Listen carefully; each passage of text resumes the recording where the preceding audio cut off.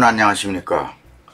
유럽은 오래전부터 난민 문제에 시달리고 있습니다. 세계 각지의 분쟁 지역의 난민들이 부유하고 치안이 안정된 소유럽 지역으로 계속해서 들어왔기 때문입니다.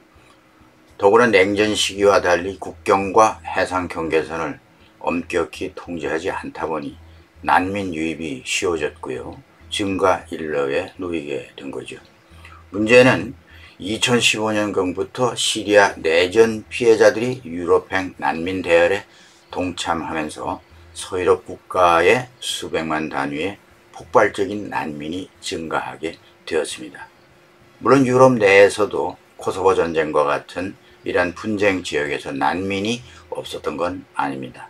그러나 크게 문제되지는 않았었습니다. 단순히 인도주의 차원을 넘어서 이제는 국가 정체성을 고민해야 할 그러한 단계에 놓이게 된 거죠. 유럽은 여러 나라가 난민 유입으로 경제적 위기에 따른 외국인 혐오 그리고 범죄가 증가하고 있습니다.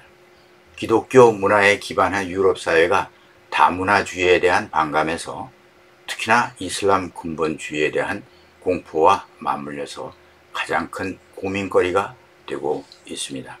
이 시간 방송은 난민 문제 해결이 정치적 이슈의 핵으로 떠오른 폴란드를 중심으로 해서 방송해 드리겠습니다. 올해 6월 27개 유럽연합 EU 회원국들이 신난민 협약이라고 하는 것을 잠정 합의했습니다.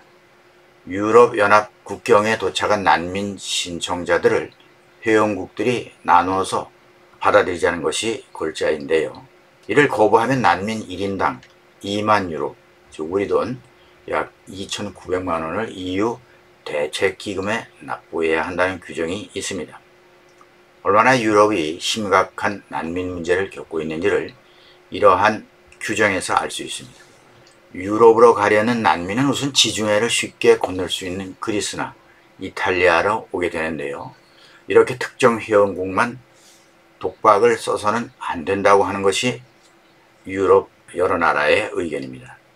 고통분담 차원에서 무엇인가 문제 해결에 해결책을 강구해야 한다 하는 데서 나온 것이 신난민 협약이라고 하는 것이죠.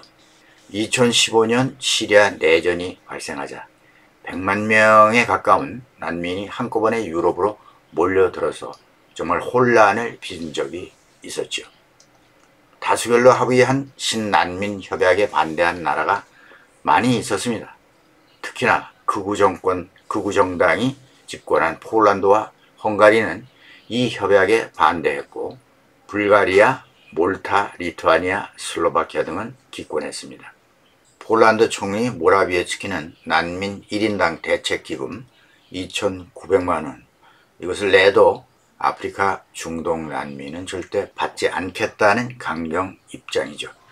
폴란드는 왜 난민을 극구 반대하고 있나? 물론 다른 나라도 찬성을 하지만은 그렇게 썩 달가워하진 않는데요. 폴란드 경우에는 하나는 우크라이나 침공 이후 100만 명 이상의 우크라이나 난민을 수용했는데요. 더 이상은 안 된다는 것이죠. 게다가 급증하는 난민이 바다가 아니라 와그로 용병이 섞여 있을 수 있는 적대적인 국가 벨라루스 국경에 몰려있는 중동 아프리카 출신이라고 하는 거죠. 중동 아프리카 출신 난민이라는 점에서 거부감이 크고요. 한편으로는 반난민 국민정서를 이용해서 10월 총선에서 압승하자는 정치적인 계산도 있습니다.